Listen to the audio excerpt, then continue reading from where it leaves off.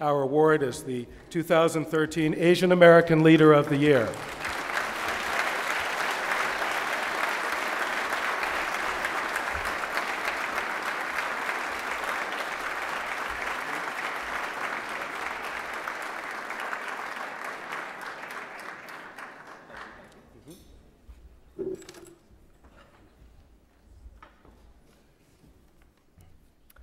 Well, good evening. Thank you, Mike, for those incredibly warm words and generous words of introduction. More importantly, I want to thank Mike and Claudia for their deep friendship. Terry and I value no friendship more. Let me also congratulate my fellow honoree, Yao Ming, at some pronouncement long ago.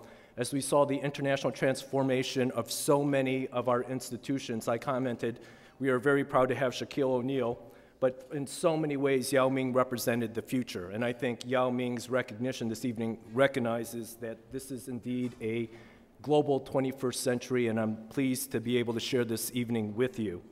Let me thank the Asia Society for your extraordinary work.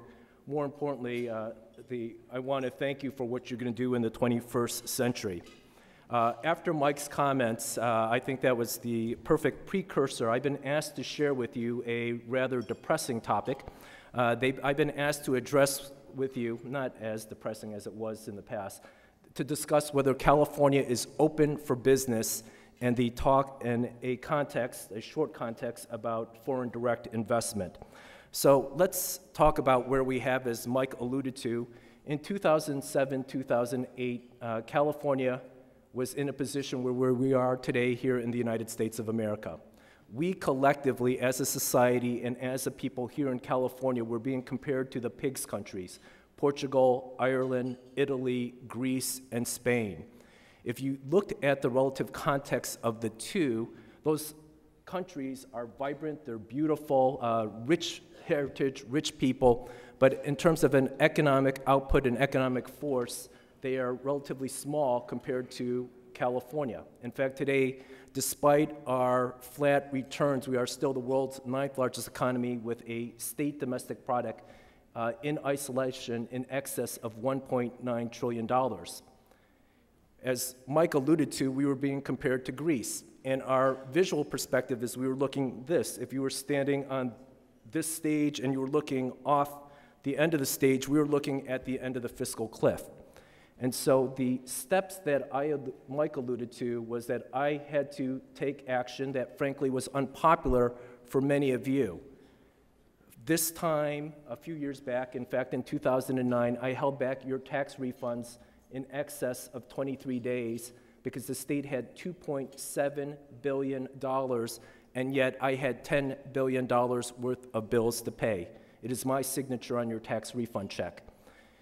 A few months later, because the former governor and legislature could not come to agreement and pass a budget that was insufficient to meet the state's cash obligations, I had to take the last step available in my cash management tool set to protect California from defaulting, from the embarrassing chapter that would have taken all of us down into the ignominy of financial history. And so I issued IOUs. Now, the good news is this year, this time, I encourage you to file your taxes, and especially if you're entitled to a tax refund. And if you do it electronically, I can get you back your tax refund in 2 to 4 days. Very different picture than we were a few years ago. The voters of California made a very difficult decision just a few months ago to raise your taxes anywhere from 1% to 3% depending on your income. This is absolutely critical because what you have afforded to all of us is a 7-year window for California to fix our finances. And this is why the Asia Society and your support and your work, and there's so much Herculean work being done by individuals such as Mike and Claudia in support of the Asia Society and others, that we have to do this correctly.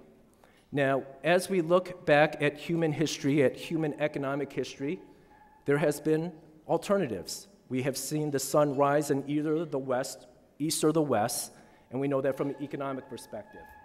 What needs to occur in the 21st century is that we come together. The issues that face America face China, face Japan, face Vietnam, face a whole host of nations. And the success of one nation will touch upon the success of other nations. Today, America is in the fourth of the five levels of the debt cycle. We don't want to follow the path of Spain, Holland, and England that used to be prominent financial institutions and then decrease. And so what we have to do is change the major economic factors that will speak to our progress or our regression. And so those three elements are productivity, how much do we champion and achieve as individuals and collectively as society, and what we do with our debt cycles, both short-term and long-term. Governor Brown uses this term wall of debt. He merges actually two items. He uses the short-term debt cycle and the long-term debt cycle. And what we have to do is to scale those debts in the next 7 years, because the choice that will face all of us in 7 years is what we faced, a financial crisis in 2008 if we do not fix it, or we will have a continuation of tax increases, which will hurt long-term economic growth for our state. And the prospects are very clear. It is what we can achieve together. Can we grow this economy so that we're not faced with the two stark choices that I just presented? And productivity will come from our interactions together. How do we handle energy security? How do we handle environmental sustainability? How do we handle access to water and food? How do we handle international commerce?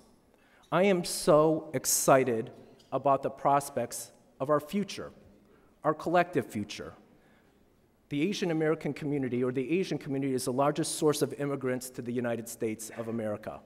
It is an incredibly diverse community where we bring, as we witness, arts, music, culture, commerce, attitudes, faiths, most importantly, ideas and dreams. And so your support tonight is absolutely invaluable. You are going to build a future that is yet unseen. And the promise of human achievement and human destiny is vested in our work and our beliefs and our ability to work together. So to the Asia Society, thank you for everything you do. You build a future in which we can all collectively smile. Thank you very much.